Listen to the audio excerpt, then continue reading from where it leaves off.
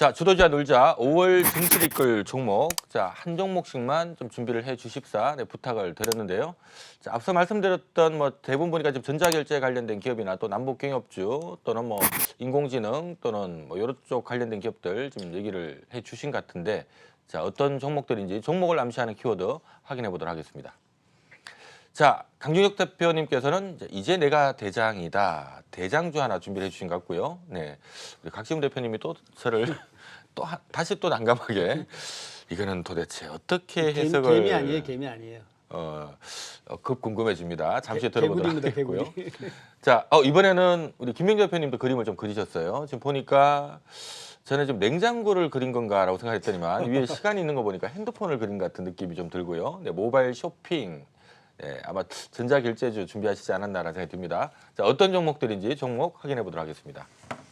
자, 전자결제 관련된 기업 KG 이니시스. 자, 이상한 그림을 그리셨는데 그게 아난티라고 하네요. 자, 그다음 이제 내가 대장이다. 네이버. 자, 종목 얘기 구체적으로 좀 들어보도록 하겠습니다. 자, KG 이니시스는 대표적인 전자결제 관련된 기업이죠. 국내 NHN 한국사이버결제와 KG 이니시스, 언택트 관련된 비대면 최대 수혜주다라는 얘기까지 나오고 있고요. 자, 실제로 실적도 잘 내고 있는 상태인데, 자, 하나의 흠이 있다면 최근 이것 때문에 주가 다들 많이 올라서 이전보다 가격 매력이 조금 떨어진 부분이 있지만 아직 끝난 게 아니다. 더 갈 수 있다라는 의견을 주신 것 같습니다. 자, 왜 이렇게 이 종목을 특별히 좋게 보시는지 얘기 좀 들어보도록 하죠. KG 이니시스를 좋게 보시는 이유 좀 들어볼까요? 이 KG 이니시스 같은 경우는 우리가 주로 이제 그 PG가 이제 주 사업이에요. 우리가 이제 전자결제 시스템 이제 반이 있고 이제 PG가 있지 않습니까?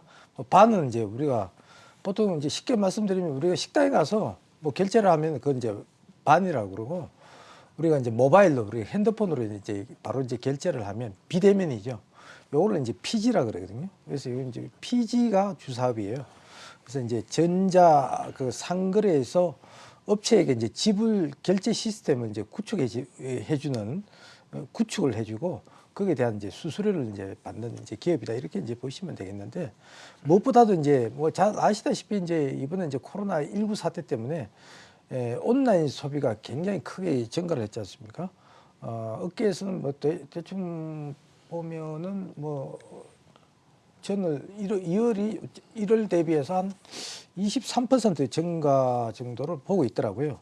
그래서 1분기 실적도 좀 상당히 좋아지는 이제 그런 모습을 이제 보여주고 있고, 1분기 매출이 2,394억, 영업이익이 한 22억 정도거든요. 그래서 전년 동기 대비해서 이제 각각 약 한 5%, 9% 증가한 그런 모습을 보여주고 있고, 특히 우리나라 국내 그 배달앱 이앱 그 요기요라고 있거든요. 요기요.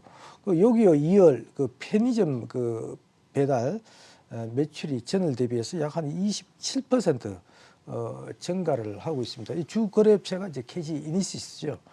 그래서 앞으로 이제 KG 이니시스도 배달앱의 그 매출 증가와 함께 KG 이니시스 매출도 증가하지 않겠냐, 이렇게 보고 있고요. 올해 매출도 약 한 15.8% 이상 증가하지 않겠냐, 이렇게 보고 있습니다.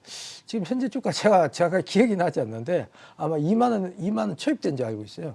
그래서 한 장기적으로는 한 3만 원까지는 무리 없지 않겠냐, 이렇게 보고 있습니다. 네, 자, 사실 코로나19를 제외하고더라도 우리가 전자결제 시장은 앞으로 좀 장기적으로 꾸준하게 성장할 수밖에 없는 시장이라는 건 다들 인지를 하고 계실 것 같고요.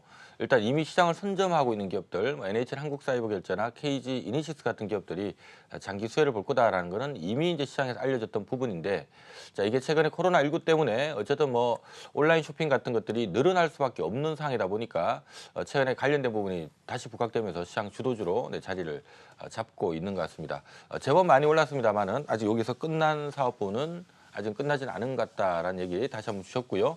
자, 전자결제 관련된 온라인 쇼핑이 늘면 수혜를 보는 전자결제 수혜주, 벤 사업을 영입하는 기업이나 또 PG 사업하는 기업들에 대한 관심 여전히 필요하다라는 의견 함께 주셨습니다.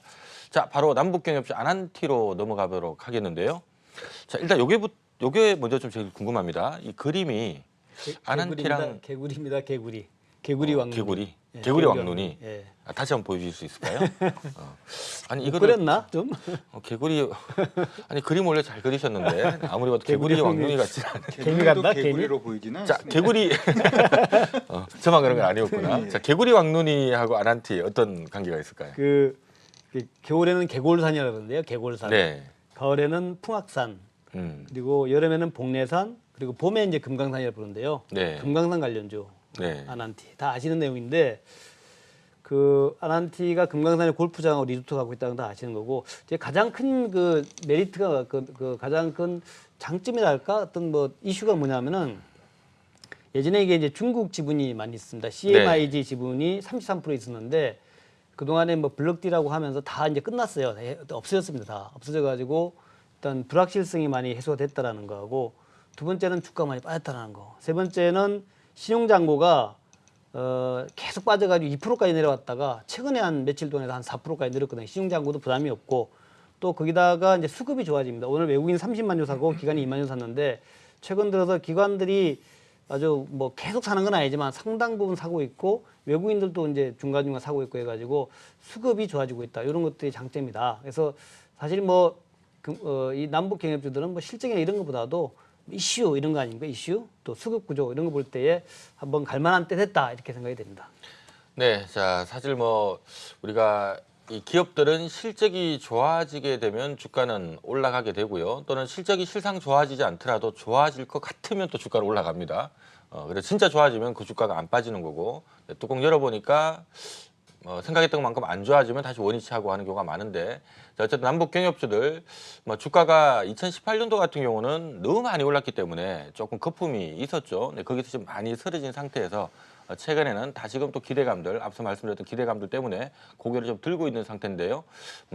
최근에 좀 제법 오르긴 했습니다만은 아직도 일정이나 이런 것들 감안하면 네, 끝날 시세는 아닌 것 같고요. 한 번 더 슈팅 나올 것 같다라는 의견 주셨고요. 특히 무엇보다 이 중국 업체들 쪽에서 지금 블록딜하면서 네, 그동안에 좀 수급을 좀 꼬이게 만들었습니다만은 이 부분 일단 해소된 거를 좀 긍정적으로 본다라는 의견 함께 주셨습니다. 자, 이젠 내가 대장이다. 네이버 얘기 좀 네. 들어보려 하죠. 워낙 무거운 기업이긴 합니다만은 네. 최근에 주가는 힘이 아주 좋은 것 같아요. 예, 아직 멀었습니다.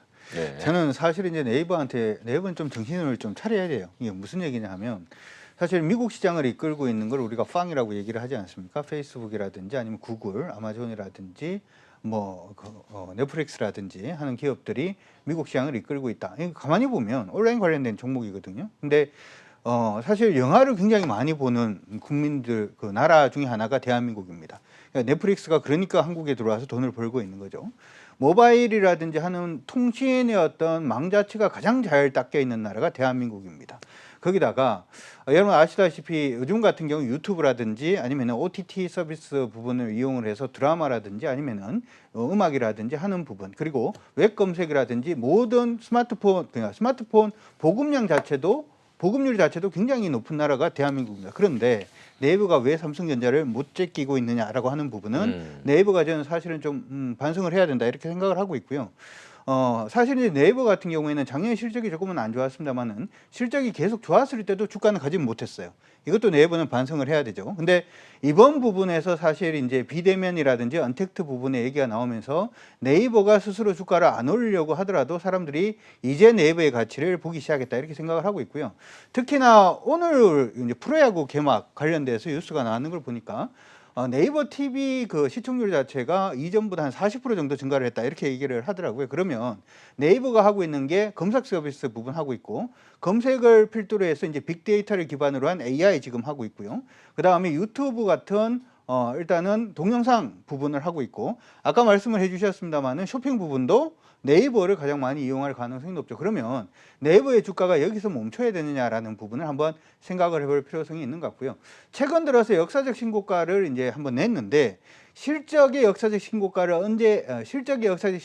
언제였는지를 여러분들이 한번 찾아보시면은 네이버가 지금 제가 얘기하는 거는 그냥 온라인에서 내가 대장이다 이런 식의 의미가 아니라 대한민국 증시에서 이제 내가 대장으로 나서야 될 때가 지금 되지 않았나라는 의미에서 오늘 네이버를 한번 준비를 해봤습니다.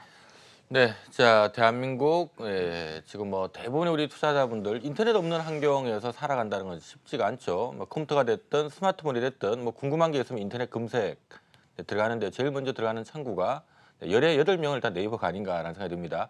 일단 국내 시장에서 안정적인 점유율을 바탕으로 해서 매년 따박따박 이익을 내는 기업이고요. 앞서 이제 정신을 좀 차려야 된다라고 말씀하셨던 것처럼 지금 해외 관련된 기업들 막 사업을 확장하는 속도를 놓고 봤을 때 네이버는 조금 너무 늦은 거 아니냐, 좀 너무 안일하게 가는 거 아니냐라는 지적들이 좀 있었는데요. 이제 조금 정신을 차리고 있는 것 같다라는 의견까지 함께 주셨습니다. 최근에 뭐 일단 언택트 관련된 부분들 때문에 좀 더 부각되는 부분들도 있는 것 같은데요. 제법 올랐지만 아직 들어갈 수 있을 것 같다라는 의견 주셨습니다.